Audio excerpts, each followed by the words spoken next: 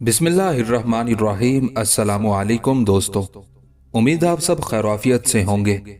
बुध chicken part 38। Mohammad बिन हसन बिन अली इराकी के खत ने फजा को निहायत सोगवार बना दिया था। बहुत देर तक अश्करेजी करने के बाद निजाम शाह ने वाली गजनी को मुखातिब करते हुए कहा, फर्जंद, मोहम्मद बिन हसन ने दुरुस्त लिखा है कि मैदान हशर में अहले इख्तियार को बड़ी दुश्वारियों का सामना होगा। बहने वाले आंसू सुल्तान महमूद के रुखसारों पर भी अपने निशानात छोड़ गए थे। शेख, मुझे एहसास है, वाली गजनी ने उदास लहजे में कहा, वो दिन बड़ा अजीब होगा जब इंसान से उन नेमतों के बारे में सवाल किया जाएगा जो उसे दुनिया में अल्लाह की तरफ से बख्शी गई थी। खशियत इलाही से निजाम शाह की आवाज लरज रही थी। जमीन पर अल्लाह की सबसे बड़ी नेमत ताकत और इख्तियार है, और ये नेमत बाज बंदों को इसलिए दी जाती है कि वो बेकसों की दादरसी करें और मजलूमों को जालिमों के खूनी पंजों से निजात दिलाएं।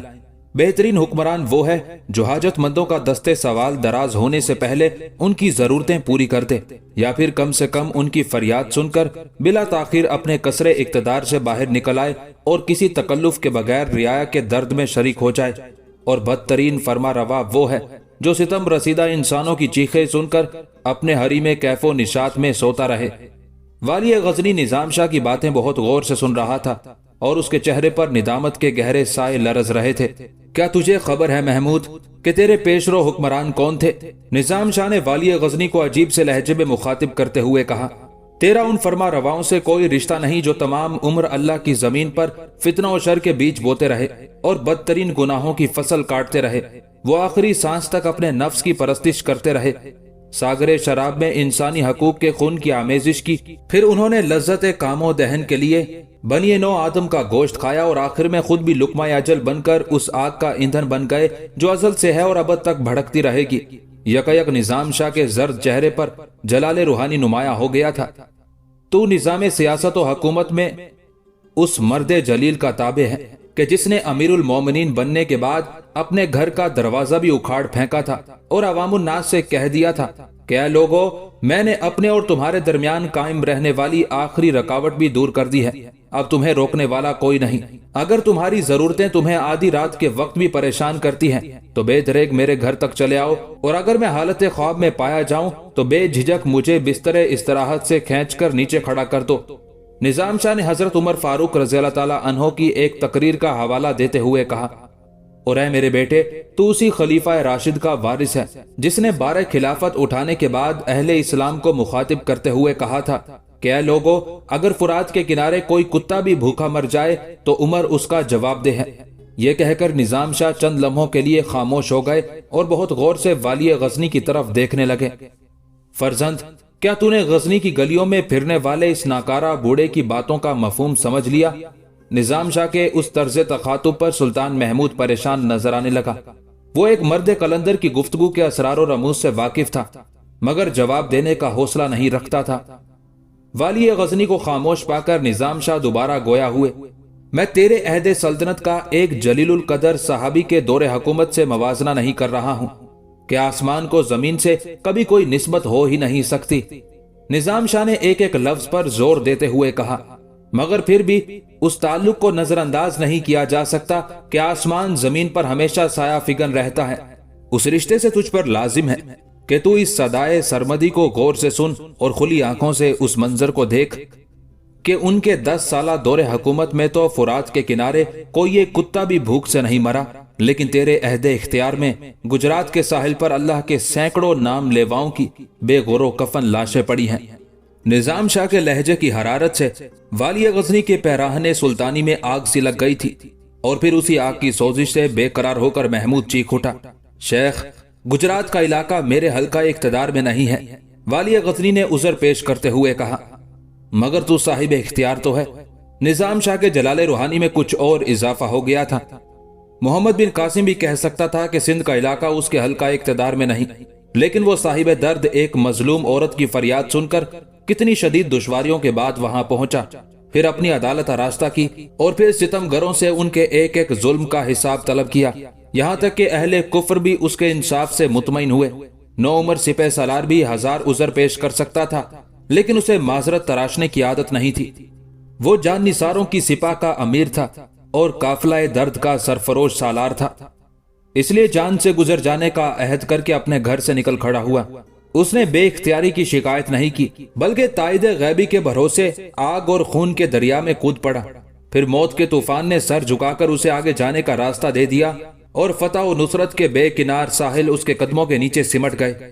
نظام شاہ نے تاریخ اسلام کے ایک اور روشن باب کا حوالہ دیتے ہوئے والی غزنی کی پیش کردہ معذرت کو مسترد کر دیا تھا۔ میرے بیٹے، تو محمد بن قاسم کے سینے میں اٹھنے والے درد کی شدت کو محسوس کیوں نہیں کرتا؟ آخر تو بھی تو صاحب درد ہے، ایک صاحب درد کا بیٹا ہے اور ایک صاحب درد کا عقیدت مند ہے۔ والی غزنی کو فوراً ہی احساس ہو گیا کہ دنیاوی سیاست کے قانون کی نظر میں اس کی پیش کردہ دلیل درست ہو سکتی تھی، مگر نظام شاہ جس عقیدہ درد کی بات کر رہے تھے وہاں کوئی معذرت، کوئی حجت قابل قبول نہیں ہوتی۔ یہ خیال آتے ہی سلطان محمود کے چہرے پر خجالت کا گہرا رنگ ابھرا اور پھر اس کی گردن آہستہ آہستہ جھکتی چلی گئی۔ تجھے تو مجھ سے زیادہ خبر ہوگی کہ قبیلہ بنو ثقیف کا وہ جانباز 16 سال کی عمر میں گھر سے نکلا اور 3 سال کے مختصر سے عرصے میں شجاعت و مردانگی کی نئی تاریخ رقم کر کے دنیا سے واپس چلا گیا۔ تجھے تو مجھ سے زیادہ خبر ہوگی کہ قبیلہ بنو ثقیف کا وہ جانباز 16 سال کی عمر میں گھر سے نکلا اور 3 سال کے مختصر سے عرصے میں شجاعت و مردانگی کی نئی تاریخ رقم کر کے دنیا سے واپس بھی چلا گیا۔ محمد بن قاسم کا ذکر کرتے ہوئے نظام شاہ کی آنکھوں میں آنسو آ گئے تھے۔ معذرت خواہ فرزند، تجھے معلوم ہے کہ جب ابن قاسم کی عمر کے بچے طفلانہ کھیلوں میں مشغول تھے اس وقت وہ مردان شجاع کی سالاری کر رہا تھا، اور تجھے خبر ہے کہ اس نے آہنی قلعے ہی نہیں بت پرستوں کے دل بھی تسخیر کر لیے تھے۔ پھر جب وہ فرزند اسلام سیاست کے مقتل میں چپ چاپ ذبح ہو گیا تو یہی پتھر کے پوجنے والے برسوں اپنی تعزیتی محفلوں میں اس جوان سال مقتول کا ماتم کرتے رہے، اور میں نے تو یہاں تک سنا ہے کہ کیرج یعنی جے پور کے باشندوں نے اس کا قداور مجسمہ بنا کر اپنے شہر کے چوراہے پر نصب کر دیا تھا۔ اگرچہ یہ خوفناک گمراہی تھا، لیکن پھر بھی میرے بیٹے اتنا اندازہ تو کر کہ وہ کس شان کا فاتح تھا۔ مرنے کے بعد اہل کیرج پر اس کا کوئی اختیار نہیں رہا تھا، مگر بت پرستوں کے دل اس کے کردار کی زنجیروں میں جکڑے ہوئے تھے۔ نظام شاہ عجیب عجیب زاویوں سے سلطان محمود کو گجرات پر حملے کی ترغیب دلا رہے تھے۔ تو بھی میرے درد کا ابن قاسم ہے، پھر یہ کیسی معذرت ہے اور یہ کیسا گریز ہے؟ نہیں شیخ، میں گریز اور فرار کے راستوں کا مسافر نہیں ہوں۔ والی غزنی نے گھبرا کر سر اٹھایا اور انتہائی پرجوش لہجے میں کہا، میں آپ کا فرزند ہوں اور اعتراف کرتا ہوں کہ میری پیش کردہ معذرت ایک مجرمانہ عمل تھا جس پر مجھے بے حد ندامت ہے۔ میں کون ہوتا ہوں تیری معذرت سننے والا؟ نظام شاہ کے لہجے میں بڑا غداز تھا۔ اپنی ندامت کا اظہار اس کے روبرو کر جس نے تجھے صاحب اختیار بنایا ہے۔ اللہ مجھ گنہگار بندے کو معاف کرے اور آخرت کے احتساب سے محفوظ رکھے۔ محمود کی آواز میں لرزش تھی اور پلکوں پر اشکوں کی نمی۔ آمین۔ نظام شاہ کی پردرد آواز ابھری اور والی غزنی کو محسوس ہوا کہ اچانک اس کی خلوت گاہ میں ایک عجیب سی روشنی پھیل گئی ہے۔ پھر کچھ دیر تک نشست گاہ سلطانی پر گہرا سکوت طاری رہا۔ آخر اس سکوت کو خود والی غزنی نے توڑا۔ سلطان محمود احمد سالار سے مخاطب ہو کر کہہ رہا تھا، کیا گجرات کا راجہ بھیم دیو اپنے علاقے کو افواج غزنی کی الغار سے محفوظ سمجھتا ہے؟ مکمل طور پر، احمد سالار نے جواباً عرض کیا۔ بھیم دیو یہی سمجھتا ہے کہ سلطان کا دست اختیار کتنا ہی دراز ہو جائے مگر اس کے تخت و کلات تک نہیں پہنچ سکتا۔ اس خوش فہمی اور خود فریبی کی وجہ والی غزنی کے ماتھے پر کئی بل پڑ گئے تھے۔ ایک تو گجرات کے براہمنوں کے بنائے ہوئے فریب کارانہ منصوبے کہ راجہ بھیم دیو کو سومنات کا آشیرواد حاصل ہے اور اسی بت کی روحانی طاقت کے زیر اثر سلطان محمود یا کوئی دوسرا مسلم حکمران اس طرف کا رخ نہیں کر سکتا۔ احمد سالار نے وضاحت کرتے ہوئے کہا، میں اس دعوے کو گمراہ کن خوش عقیدگی اور توہم پرستی سے زیادہ اہمیت نہیں دیتا، مگر میرے نزدیک جغرافیائی محل وقوع بہت زیادہ اہمیت رکھتا ہے۔ اگر سلطان ذی وقار ارض گجرات کے بت پرستوں سے جہاد کا عزم کریں تو والی غزنی کو سب سے پہلے پورے پنجاب پر مکمل غلبہ حاصل کرنا ہوگا، پھر سندھ کو پامال کرنے کے بعد راجستھان کی تمام عسکری قوتوں کو انتہائی بے کسی کی حالت میں اپنے قدموں پر جھکانا ہوگا، تب کہیں جا کر سلطنت گجرات پر افواج سلطانی کی لشکر کشی ممکن ہے۔ دراصل یہی وہ جغرافیائی تحفظات ہیں जिन्होंने राजा भीमदेव को शिकस्त व जवाल के तमाम अंदेशों से बेनियाज कर दिया है। अहमद सालार की बयान करदा तफसीलात सुनकर सुल्तान महमूद ने उस नौजवान की तरफ सताइशी नजरों से देखा जो अपने गिरदो पेश पर गहरी नजर रखता था और जिसकी रोशन आंखें फितरतन बहुत दूर तक देखने की आदी थी। तुम्हारा क्या ख्याल है? वाली गजनी ने अहमद सालार से दूसरा सवाल किया। ये जंगी मुहिम आसानी से सर की जा सकती है या फिर राजा भीमदेव और उस इलाके के दूसरे हुक्मरानों को ये जुग्राफियाई तहफ्फुजात हमेशा हासिल रहेंगे? सुल्तान महमूद का सवाल मुश्किल भी था और नाजुक भी। अहमद सालार बहुत देर तक गौर करता रहा, फिर उसने ठहर ठहर कर कहा, सुल्तान जी हशम, मेरी नाकिस राय को हरफे आखिर भी ना समझें और दर्जाए एतबार भी ना बख्शें कि ये कम नजर और आम इंसान का क्यासो अंदाजा है।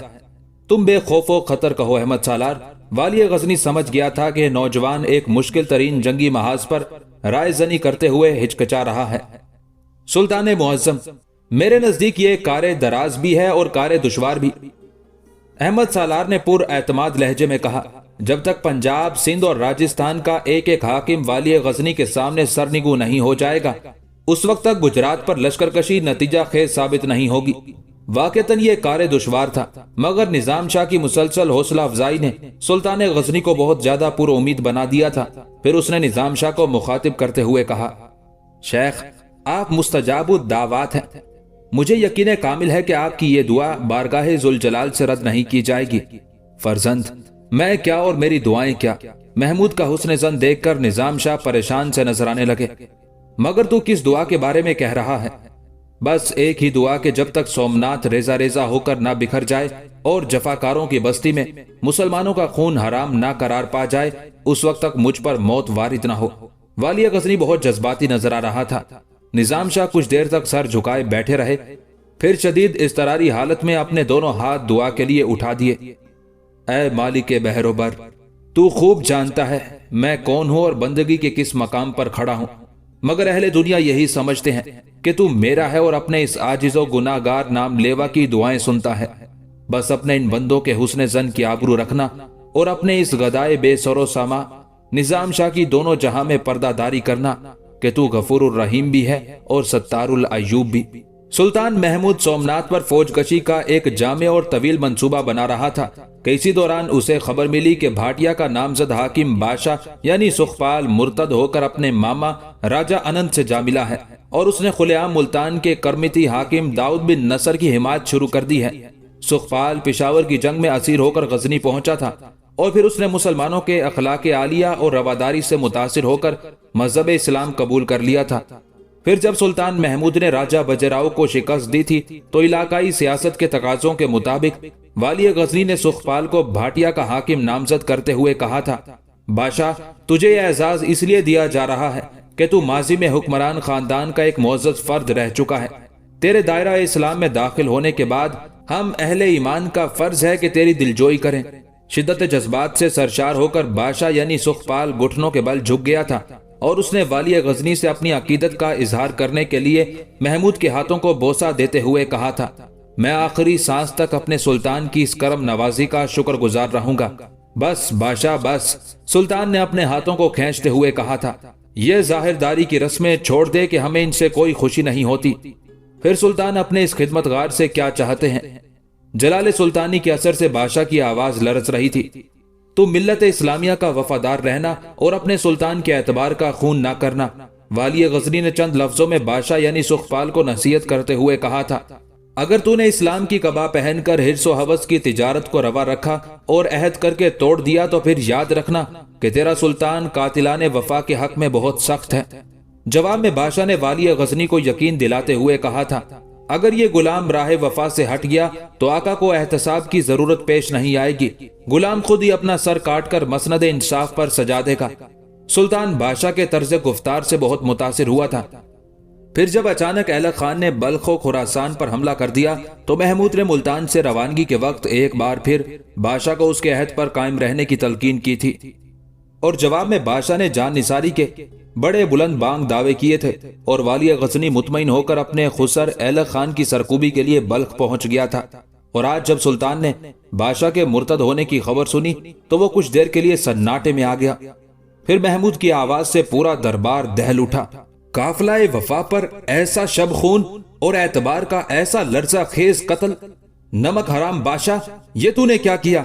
दुनिया के साथ अपनी आखिरत भी खराब कर ली। सुखपाल के इर्तिदाद की तफसील ये थी कि जब सुल्तान महमूद अपने सिपह सलार अरसलान जाजिब के हमरा बल्ख और खुरासान की मुहिम पर रवाना हो गया, तो उस मौके से फायदा उठाते हुए राजा अनंतपाल ने बड़े बड़े पंडितों को सुखपाल के पास भेजा। हिंदू धर्म के उन ज्ञानियों ने उसे उसकी बुत परस्ती का जमाना याद दिलाते हुए कहा, ऐ अजीम ब्राह्मणों के अजीम वारिस, देवता आज भी तेरी वापसी का इंतजार कर रहे हैं। सुखपाल कुछ देर तक अपने नए अकीदे का दिफा करता रहा, मगर जब उसके माँ बाप और दीगर रिश्तेदारों ने उसे ब्राह्मणों के खून का वास्ता दिया, धर्म और धरती पर किए जाने वाले महमूद के फर्जी मजालिम का जिक्र किया, तो सुखपाल की बुत परस्त फितरत अपनी असल की तरफ लौट गई और उसने दोबारा भाटिया के मंदिर में दाखिल होकर अपने बाप दादा का मजहब इख्तियार कर लिया। उसके बाद सुल्तान महमूद के मुकर्रर करदा मुसलमान अफसरों को भी बड़ी सफाकी से कत्ल करा दिया। फिर लाहौर पहुंचकर अपने मामा राजा अनंतपाल के दरबार में हाजिर हुआ और वाली पंजाब को यकीन दिलाया कि वो महमूद से अहले हिंद की शिकस्त का खौफनाक इंतकाम लेगा।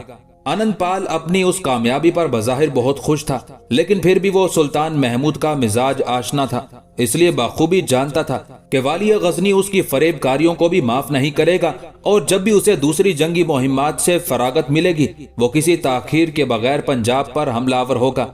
उन्हीं खतरात के पेश नजर अनंतपाल ने हिंदू मजहब की बुनियाद पर संगठन यानी इस्लाम के खिलाफ बुत परस्तों के इत्तेहाद की तहरीक शुरू की थी। वाली पंजाब ने हिंदुस्तान के गोशे गोशे से नामवर पंडितों और ज्ञानियों को अपने दरबार में तलब किया था और उन्हें बड़ी बड़ी रकमें देकर हिंदुस्तान के दूसरे राजाओं के पास भेजा था।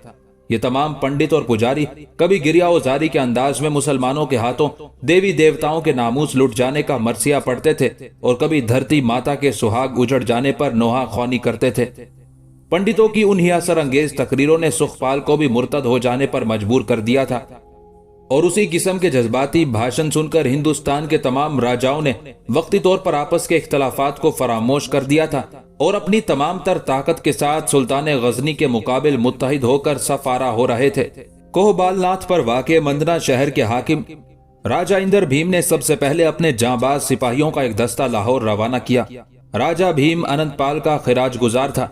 उसके बाद बठिंडा के राजा परमदेव, गुजरात के राजा भीमदेव, देहरादून के राजा रामदेव, सोनीपत के राजा दीपाल हरी, बरन के राजा महाबन और मथुरा के राजा कुलचंद, असोनी यानी फतेहपुर के राजा झंडेल भोरे, बुंदेलखंड के राजा चंद्र राय, सरसोआ गढ़ के राजा भीमपाल, कनूज के राजा कनौर राय और कालिंजर के राजा ने अपनी अपनी फौजों के साथ कसीर मिकदार में सामान रसद भी लाहौर भेज दिया।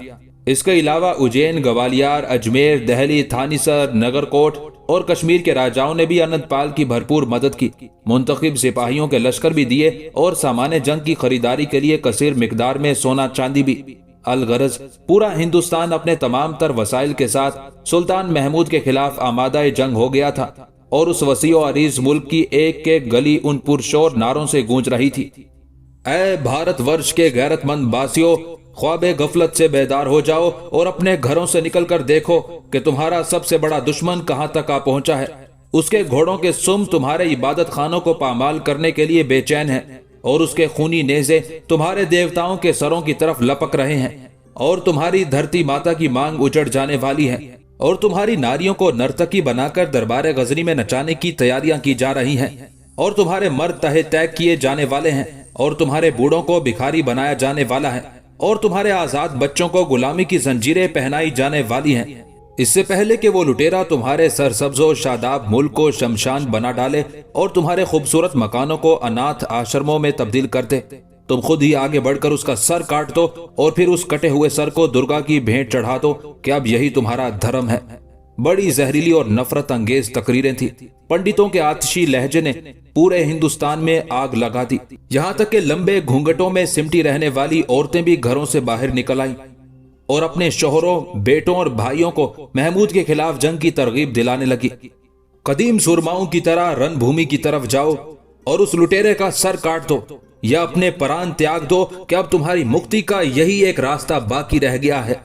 याद रखो कि अगर तुम नाकाम लौटे तो तुम्हें घरों के दरवाजे खुले मिलेंगे, मगर हम में से कोई मौजूद नहीं होगा। हिंदू औरतें मुख्तलिफ तरीकों से अपने मर्दों की गैरत को उभारती रहीं। پھر اپنے تمام طلائی زیورات اتار کر ان مردوں کو دے دیے جو شریک جنگ ہونا چاہتے تھے۔ دشمن سے مارکا آرائی کے وقت ہندو عورتوں کا آگ میں جل جانا تو قدیم ہندوستان کا ایک پرانا دستور تھا، مگر غیر مردوں کے لیے اپنے سارے قیمتی اثاثے فروخت کر دینے کی مثال پہلی بار قائم ہوئی تھی۔ سلطان محمود سے پہلے نہ ہندو آپس میں اس طرح متحد ہوئے تھے اور نہ انہوں نے سرعام ایسی جان نثاری کے مظاہرے پیش کیے تھے۔